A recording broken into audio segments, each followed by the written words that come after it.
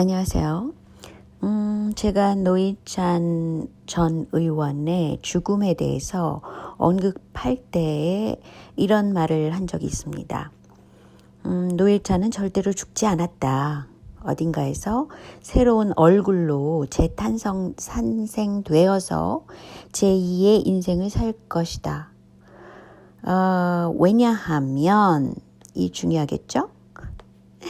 왜냐하면 노회찬 하면 삼성 엑스파일이 떠오르죠. 모든 사람들에게. 그런데 엑스파일을 덮은 것은 참여정부였단 말이죠. 2005년도에 한나라당과 같이 특검을 반대한 것이 문재인이었습니다. 그리고 그 당시에 핵심 검사가 황교안이었다는 거죠. 청와대 민정수석은 문재인이었고요. 그러니까 즉 노회찬 하면은 삼성과 대척점에 있으면서 진보적인 생각을 하는 정치인이었다는 거죠. 그러니까 언젠가는 노회찬은 제거 대상감이었는데 문제는 무엇이냐?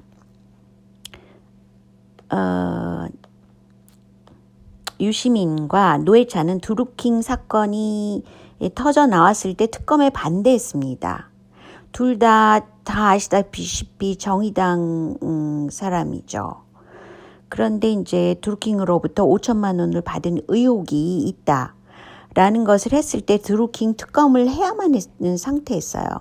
그런데 이제 둘 다는 드루킹 특검을 반대했단 말이죠. 왜냐하면 노회찬이 만약에 조사를 받을 때는 모든 것이 드러나서 정의당이 완전히 지지율이 폭락하게 되니까 실체를 덮겠다라고 생각한 것은 유시민이라고 볼 수 있어요. 그렇기 때문에 유시민은 노회찬에게 썰전을 물려줬습니다. 아주 잠깐 동안. 그리고 나서 다른 것을 이슈화하면서 어떻게 하면 드루킹 사건과 노회찬을 덮을까에 고심을 한 거죠. 이 꼼수에 능한 유시민은 그랬기 때문에 제 생각에는 노회찬 의원은 장례식도 없이 이 사건을 부검도 없이 덮어버린 겁니다. 그러면서 원래는 장례를 치를 수 없는 것이 의사 소견서가 있어야 된다 그래요. 절차적으로. 근데도 부검도 없이 의사 소견서 없이 장례를 치렀다는 거죠. 이게 말이 됩니까? 그러면서 정의당은 노회찬 의원의 부검을 주장하지도 않았습니다. 그리고 너무 기가 막힌 것은 노회찬 의원의 죽음 이후에 문재인이 맥주 파티에 참석했습니다. 아니 이것이 말이 됩니까? 문재인과 노회찬은 얼마나 가까운 사이였는데 말이죠. 노회찬이 드루킹을 끌어온 사람이나 마찬가지였기 때문에 굉장히 중요한 드루킹에 대한 증인이란 말이죠. 그런데 노회찬이 사라졌다. 얼마나 기뻤겠습니까? 그래서 맥주 파티에 참석한 것이라고 볼 수 있어요. 그런데 더 웃기는 거는 그 당시에 그 노회찬 의원은 여러 가지 의혹이 많은데 가장 중요한 거는 자필 유서도 없었어요. CCTV도 없었습니다. 시신도 이상했어요. 그러면서 부검을 주장하지 않았다는 거죠. 심지어는 그 부인도. 그래서 며칠간을 굉장히 의혹에 떠들었죠. 많이 그 SNS에는 의혹적인 그 이유를 많이 얘기했지만 어쨌든 그 노회찬 의원은 장례식까지 치르면서 그 이후에 뭘 했냐면요. 정의당이 제가 이 점에 대해서 너무 분노하는 점이 있어요. 노회찬 의원의 장례식 이후에 한 게 추모식을 한다는 식으로 하더니 갑자기 무슨 돈 모으기를 했어요. 무슨 재단을 만든다. 이게 바로 유시민의 그 얄팍한 머릿속에서 나온 것이라고 볼 수 있다는 거죠. 이런 모든 그 의혹 덩어리가 유시민 아니면 이런 머리는 나오기가 힘들죠. 김어준과 유시민의 합작품이라고 저는 볼 수 있다고 생각합니다. 이해가 가셨죠? 그런데 제가 또 무엇에 대해서 지금 거론을 해야 하냐면요. 그래서 이제 그 노회찬 의원은 그 유해를 화장하기로 했고, 이상하게 또 연세대 세브란스 병원에다가 장례식장을 하고 그랬었어요. 그 당시에. 근데 노회찬 의원이 그토록 반대하는 것이 삼성이잖아요. 근데 또 기가 막힌 것은 현 정부, 문재인 정부의 경제통이라고 말할 수 있는 사람이 최운열이라는 사람이 있습니다. 이 최운열은 비례대표로 의원직에 현재 올라 있는 것으로 알고 있는데, 이 사람이 주로 현 정부의 경제적인 정책을 좌우한다고 그래요. 그런데 뭐라고 얘기를 했냐면요.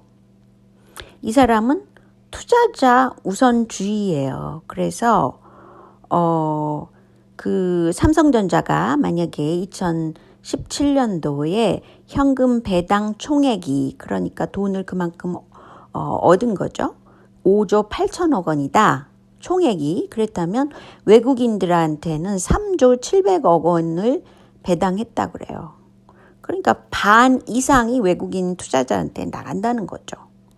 그렇게 모든 정책을 지금 추진하고 있는데, 그래서 앞으로 이 최운열이 주장하는 건 의료 민영화와 원격 진료 허용입니다. 그래서 규제 완화를 해서 신산업을 키워야 한다.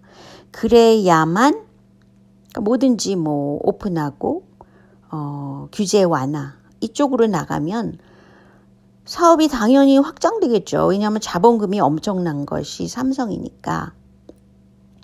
결국은 외국인들 주식 투자를 한 배당금이 또 많아지게 되는 거예요.